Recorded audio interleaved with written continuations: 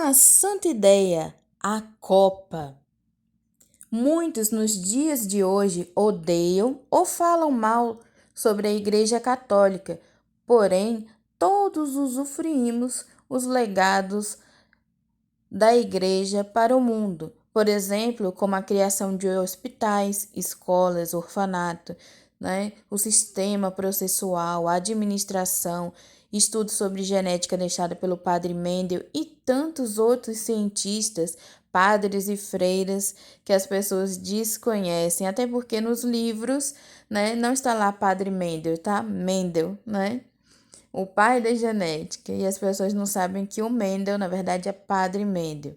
E até mesmo a Copa, ela foi criada por um católico, então tantos vão estar nesse evento de religiões diferentes, sem credo talvez, e mesmo assim vão estar usufruindo de um projeto bem maior, que as pessoas imaginem a origem, né?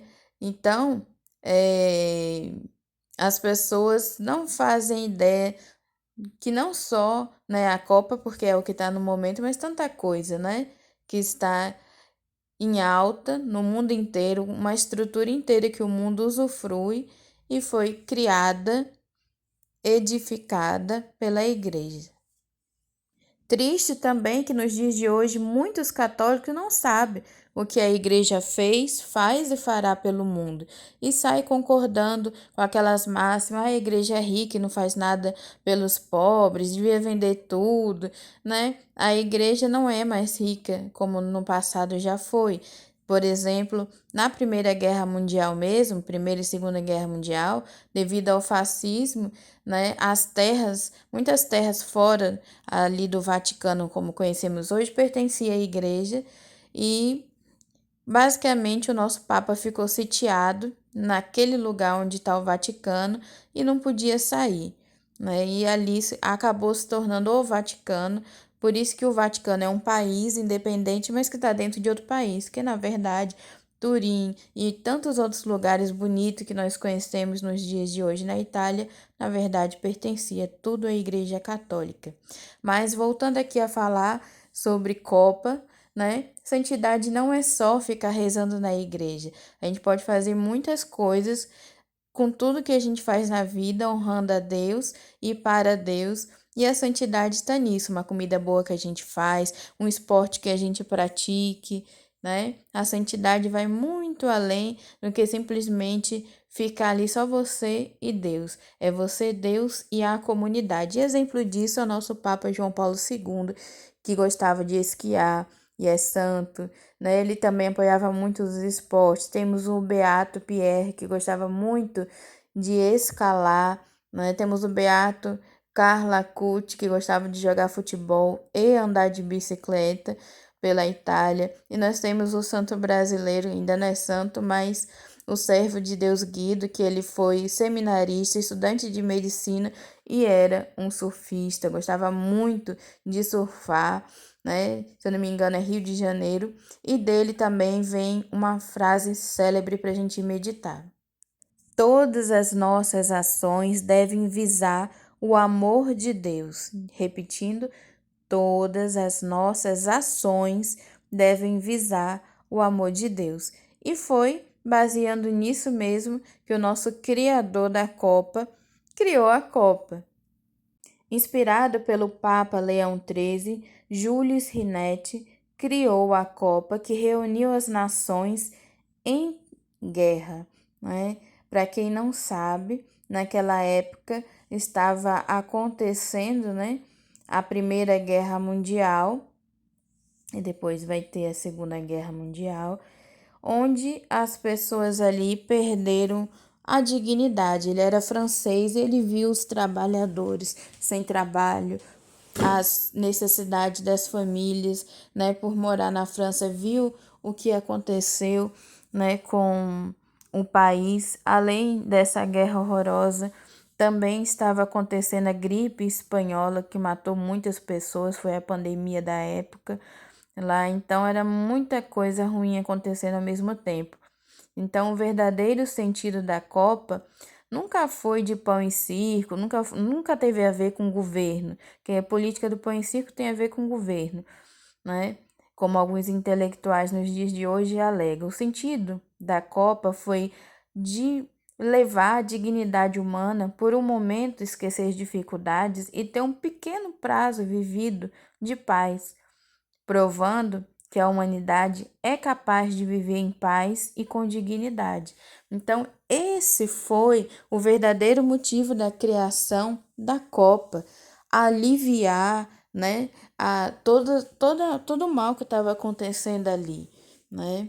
Então, esse foi o verdadeiro motivo. Então, resuminho aqui, a primeira Copa do Mundo aconteceu no Uruguai em 1930, né? O criador da Copa ele serviu a FIFA como presidente da FIFA por 33 anos e teve um tremendo orgulho ao observar que a organização saiu ilesa das divisões da Segunda Guerra Mundial, né? Porque na Segunda Guerra Mundial a situação ficou mais complicada ainda para o mundo inteiro, né? Com o avanço do comunismo, com a divisão, né? A União Soviética que dividiu o mundo, né? Enfim, então a guerra estraçalhou muito a dignidade humana, os países, né? Enfim, em 1956, o ano que ele morreu, ele foi indicado ao Prêmio Nobel da Paz, porque juntar nações do mundo inteiro em plena guerra mundial tinha que ser um santo plano, né? É um santo plano mesmo. E nos dias de hoje a história parece que repete. Estamos novamente com a guerra entre a Ucrânia e a Rússia, né? Na verdade, a Rússia e a Ucrânia e outros países, né?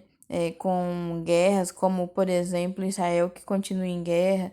Temos aí várias pandemias acontecendo, né? O coronavírus, o vírus do macaco, e em outros países, né? Várias outras epidemias acontecendo, tendo crise econômica, né? No mundo inteiro. Então, assim, a história se repetiu.